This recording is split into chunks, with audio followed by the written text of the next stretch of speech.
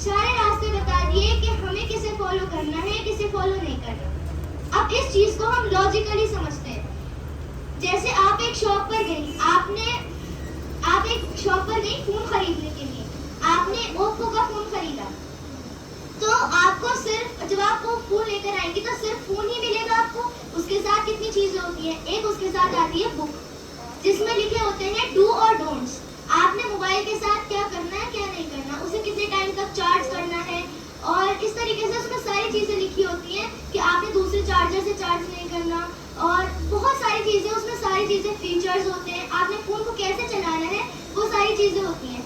اب آپ یہ سوچئے اگر آپ اوپو کے فون کے ساتھ وہ والی گائیڈنس بک لگائیں گے جو ویوو کی ہے, ایک ویوو کا فون ہے ایک اوپو کا فون ہے, آپ اوپو کا فون ویوو والی بک سے چلائیں گی تو چل جائے گا؟ کبھی بھی نہیں چلے گا. کیوں نہیں چلے گا؟ کیونکہ آپ نے صحیح بک استعمال نہیں کی. آپ نے کون سی بک استعمال کی جو اس کی ہے ہی نہیں, تو کیا ہوگا؟ ظاہر سی بات ہے آپ کا فون خراب ہی ہوگا. تو ٹھیک اسی طریقے سے اللہ رب العزت کے بندے ہیں, تو اللہ نے ہمیں بس دنیا میں ایسے ہی نہیں بھیج دیا, صرف ہمیں نہیں بھیجا بلکہ ہمارے ساتھ کیا بھیجی, ایک بک بھیجی. وہ بک کیا ہے؟ قرآن. کیا ہے وہ بک؟ تو قرآن کیا ہے؟ ہمارا آئیڈیل ہے. قرآن ہماری ہدایت کی کتاب ہے. اب قرآن میں ہمیں ساری چیزیں ملتی ہیں. ہماری زندگی میں جو کچھ ہوتا ہے وہ سب قرآن میں مینشن ہے. ہماری زندگی میں فرینڈز ہوتے ہیں, تو اللہ نے یہ بھی بتایا کہ آپ کو کسے فرینڈز بنانا ہے, آپ کو کسے فرینڈز نہیں بنانا, آپ کو کسے فالو کرنا ہے کسے فالو نہیں کرنا, آپ نے آئیڈیل کس کو بنانا ہے اپنا.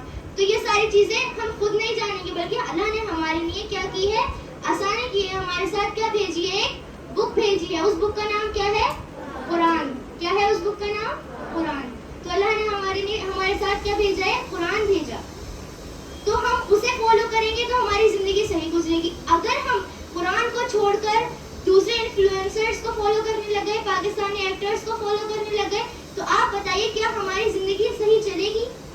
کیا ہماری زندگی ایسی چلے گی جیسے قرآن ہمیں بتاتا ہے؟ نہیں چلے گی, کیونکہ ہم نے اپنے قرآن کو چھوڑ کر ویسٹرن کلچر کو فالو کرنا شروع کر دیا. تو ہماری زندگی اچھی نہیں گزرے گی. آخرت تو اچھی ہوگی ہی نہیں, لیکن ہماری دنیا بھی ہمیں اچھی نہیں ملے گی. اگر ہمیں دنیا اور آخرت میں سکسیسفل ہونا ہے تو ہمیں کیا کرنا پڑے گا؟ صحیح گائیڈنس بک کو فالو کرنا پڑے گا, ہمیں قرآن کو فالو کرنا پڑے گا. اب قرآن ہمیں کیا بتاتا ہے؟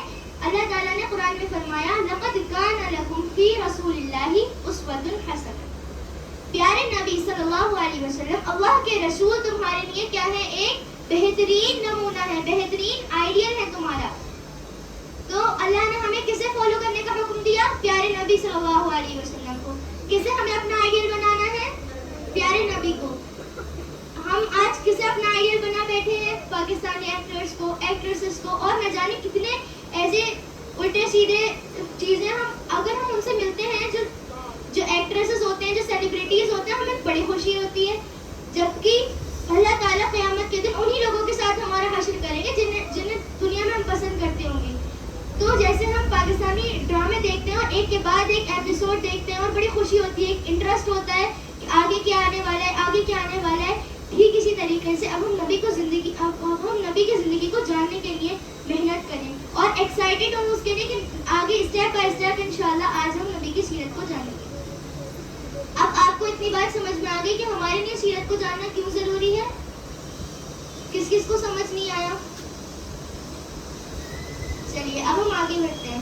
تو مکمل سیرت تو ہمارے لیے جاننا ناممکن ہے, کیونکہ جو بڑے بڑے علماء اکرام ہیں, جو ہمارے مؤرخین ہیں, مفسرین ہیں, انہوں نے کتنی بکس لکھی, انہوں نے سیرت کتابوں کے انبار لگا دیے, لیکن وہ آخر میں ایک ہی بات لکھتے ہیں, لا يمكن الثناء كما كان حقه بعد از خدا بزرگ توئی قصہ مختصر. اس کا مطلب یہ ہے کہ جیسے آپ صلی اللہ علیہ وسلم کی تعریف کا حق ہے, ہم ویسا حق ادا نہیں کر سکتے آپ کی تعریف کا. مختصر جو سب سے شارٹیسٹ بات ہے وہ بات یہی ہے کہ پیارے نبی صلی اللہ علیہ وسلم وہ ذات ہیں خدا کے بعد جن کا مرتبہ سب سے اعلیٰ ہے, جن کا مقام سب سے اعلیٰ اور برتر ہے. پیارے نبی کے لیے سب سے مختصر بات کیا ہے کہ اللہ تعالیٰ کے بعد جس کا مقام سب سے اعلیٰ ہے وہ کس کی ذات ہے؟ پیارے نبی کی ذات ہے. اتنی بات سمجھ میں آ گئی. تو ہم اتنے کم ٹائم ہے ہمارے پاس, ہم انشاءاللہ جو کچھ ہم سیکھیں گے ہم کوشش کریں کہ ہم اس پر عمل بھی کریں اور آگے دوسروں تک اس کو پہنچانے کی کوشش کریں, کیونکہ اگر ہم عمل نہیں کریں گے تو ہمارے یہاں آنے کا کوئی فائدہ نہیں ہے. آپ کے لیے سمر کیمپ اس لیے نہیں لگایا گیا کہ بس آپ یہاں پر آئیں, آپ یہاں پڑھیں اور چلے جائیں, یہاں پر ٹیسٹ ہو اور آپ ٹیسٹ میں پاس ہو جائیں, یہ مقصد نہیں ہے. ہم چاہتے ہیں کہ ہمارے معاشرے میں چینجز آئیں, کیونکہ ہمارا معاشرہ جو بگڑ رہا ہے وہ بیٹیوں کی وجہ سے بگڑ رہا ہے. سدھارنے والے بھی, جس طرح سے بگاڑنے والے ہم ہیں تو سدھارنے والے بھی ہم ہی ہیں. تو ہم یہ چاہتے ہیں کہ ہمارا معاشرہ سدھرے, ہماری لائف چینج ہو. تو جس طریقے سے ہم پاکستانی ایکٹرز کو اب تک فالو کرتے تھے, اب آج سے یہ عزم کر لیں کہ انشاءاللہ اب ایسے ہی ہم اپنے پیارے نبی کی زندگی کو فالو کریں گے. اب ایسے ہی ہم اپنا آئیڈیل پیارے نبی کو بنائیں گے. ہم اس پیٹرن پر زندگی گزاریں گے جس پیٹرن پر ہمیں نبی علیہ الصلوۃ والسلام نے بتایا. ہم اس طریقے کو اختیار کریں گے جو طریقہ ہمیں نبی علیہ الصلوۃ والسلام نے بتایا. انشاءاللہ اب ہم نبی کی زندگی کو جاننے کی کوشش کریں گے. آپ یہاں سے جانے کے بعد بھی کوشش کرتے رہیں, سیرت کی کتابیں پڑھیں, اپنے گھروں میں بھی تذکرہ کریں سیرت کا, تاکہ آپ کی زندگی اچھی گزرے, تاکہ ہمارے معاشرے میں سدھار آ سکے. تو چلیے اب ہم اپنی سیرت اسٹارٹ کرتے ہیں. اب سب سے پہلے ہم حضور کے والد کا نام. اچھا آپ لوگ یہ ایک بات بتائیے, اگر ہم یہاں پر آپ میں سے کسی سے پوچھیں کہ آپ کے فادر کا نام کیا ہے, اگر فادر کا نام آپ میں سے کسی کو معلوم نہ ہو تو کتنی شرمندگی کی بات ہے کہ ہم اپنے پاپا کا ہی نام نہیں جانتے. ویسے تو ایسا کوئی ہو ہی نہیں سکتا جو اپنے پاپا کا ہی نام نہ جانتا ہو. ہوگا ایسا کوئی نہیں ہوگا.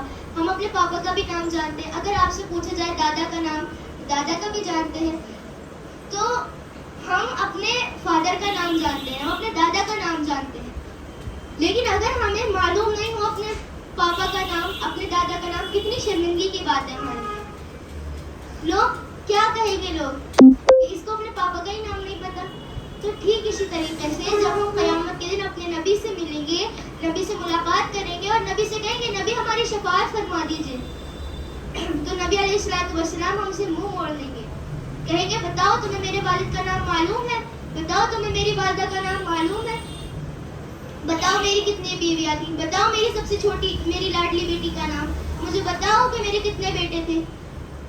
جب ہم سے کچھ نہیں بولا جائے گا کیونکہ ہمیں پتہ ہی نہیں ہوگا, تو سوچئے ہمارا اس وقت کیا عالم ہوگا. ہم انتہائی رسوائی کا شکار ہوں گے. ہمیں کیا ہوگا, انسلٹ فیل ہوگی اپنی. کاش ہم نے دنیا میں سیکھ لیا ہوتا, کاش ہم نے جان لیا ہوتا حضور کا بچپن جان لیا ہوتا, کاش ہم نے حضور کی زندگی کو پڑھ لیا ہوتا کہ حضور کی رضائی ماں کا نام کیا تھا, حضور کی رضائی ماں کا نام کیا تھا, حضور کی حقیقی ماں کون تھی, حضور نے اپنی زندگی میں ہمارے لیے کتنی مشقتیں برداشت کی. ہم قیامت کے دن اپنے اوپر افسوس کریں گے کہ کاش ہم نے جان لیا ہوتا. تو اس لیے ہمیں کوشش کرنی ہے جاننے کی, تاکہ ہم نبی علیہ الصلوۃ والسلام سے قیامت کے دن کہہ سکیں کہ ہاں نبی ہم آپ کے وہ امتی ہیں جسے آپ کا خاندان بھی معلوم ہے, ہم آپ کے وہ امتی ہیں جس نے آپ کی زندگی کو پڑھنے کی کوشش کی ہے. ہم پوری سیرت تو کبھی بھی نہیں جان سکتے, لیکن ہم کوشش تو کر سکتے ہیں نا. اللہ نے قرآن میں فرمایا جو لوگ ہمارے راستے میں کوشش کرتے ہیں ہم انہیں ضرور راستہ دیتے ہیں, وہ ضرور ہدایت پاتے ہیں.